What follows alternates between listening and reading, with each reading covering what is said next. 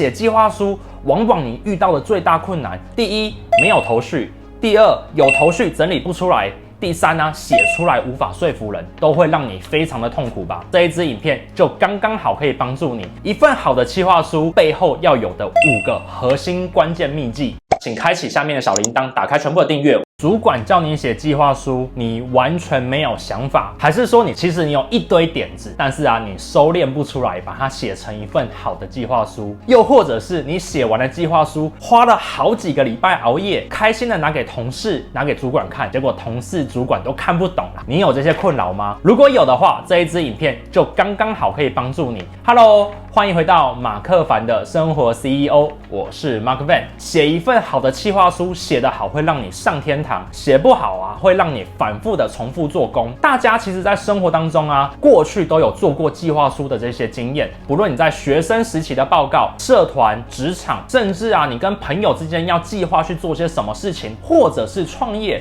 你可能一开始都要先写计划书。但写计划书，往往你遇到的最大困难，就是我刚刚开头讲这3件事情：第一，没有头绪；第二，有头绪整理不出来；第三呢，写出来无法说服人，都会让你非常的痛苦吧？我在创业的过程当中其实写计划书是家常便饭的。在一开始的时候其实也是非常的辛苦，直到后来我发现到，原来写计划书只要把5个核心关键给写进去，就可以帮助你很有效的说服人。但在这之前，我要先跟大家讲一件事情：你清楚了解到你的计划书要写怎样的方向出来，它才会方便的去做使用。现在你对你的企划还没有方向的话呢，下次我会再录一支影片，教你如何brainstorming 去想出企划的方向出来。那我们来开始咯。如果你已经有一个好的目标设定了，你该怎么写出一个能够说服人、有条理的一份企划书？首先，第一步骤就是要把你的目标具体具象化的列出来。很多人在写计划书的时候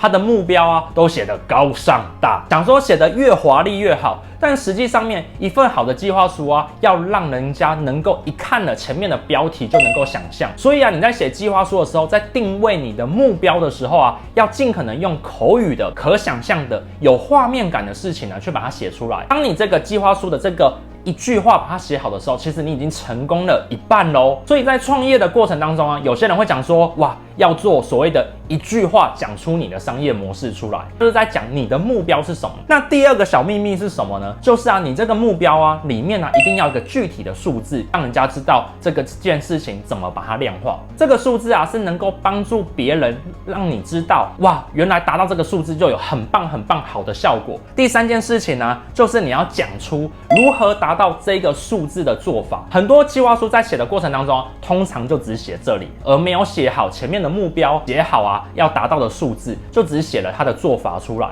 那记住，在写做法的时候一定要做的事情，就是要把它拆的小细步去走。你可能在写一些需要展现的计划书的时候，你想写高尚大出来，例如说我要透过大数据、透过 AI、透过物联网、透过量子力学去做这件事情。可是你真的写出来，你就会做吗？不是的。所以当你要写给上司、要写给你的伙伴的时候的计划书的时候，你就写我要用量子力学做到，你当然这件事情就非常的不合乎道理。所以你要具体的把你的做法一步一步的写下来，而不是写很多高尚大的专有名词。这是重点。那第4件事情就是要去写出你做到这些上面讲的这些方法的时候的关键指标，跟你前面的目标数字是不一样的哦。举个例子来讲，今天我的目标是希望我在夏天的时候可以帅帅的在海滩上面穿着海滩裤冲浪。这个时候我的目标数字是什么呢？就是我可能要瘦到70公斤，体脂率要低于4%。我的执行步骤的方法就是，我每天要跑10公里，做50下的伏地挺身。我每天吃的蛋白质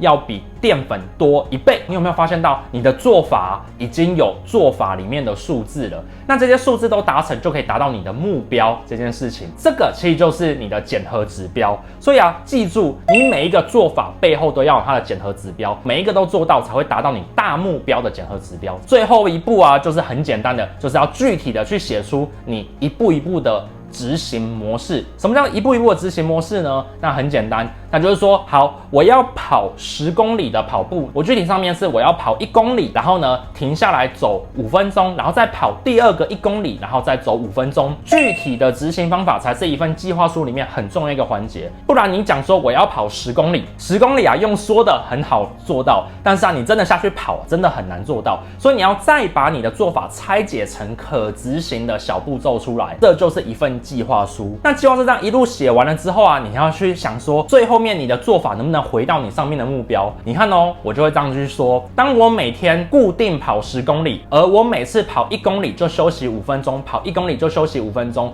我连续30天过后，我可能就有机会让我的体重瘦到70公斤，让我有机会可以在沙滩上面穿着海滩裤，对应的在那边秀我的身材。这样子顺着讲回来，其实就会造成一个计划书的闭环。这个就是写一份好的计划书里面要有的5个元件，这5个元件你都必须要有。为什么必须要有呢？多数的人没办法想象一份计划还没有出来之前它长怎样，所以啊，你要让他想象得到有量化的数字，有具体的做法，具体做法里面的数字，然后呢，每一个小数字具体的执行方针，这个就是一个很好计划书了。那如果是商业计划书的话呢，可能就要再补一下市场的一些数据，为什么你提的这个方法有效率，然后这个背后有哪些理论去支撑。但是啊，你在一开始的时候，你在发想阶段，在初始构想阶段的时候呢，就把刚刚这5件事情把它好好的写好，就可以帮助你写出一份超棒的计划书出来咯。那现在你可以做些什么事情啊？来，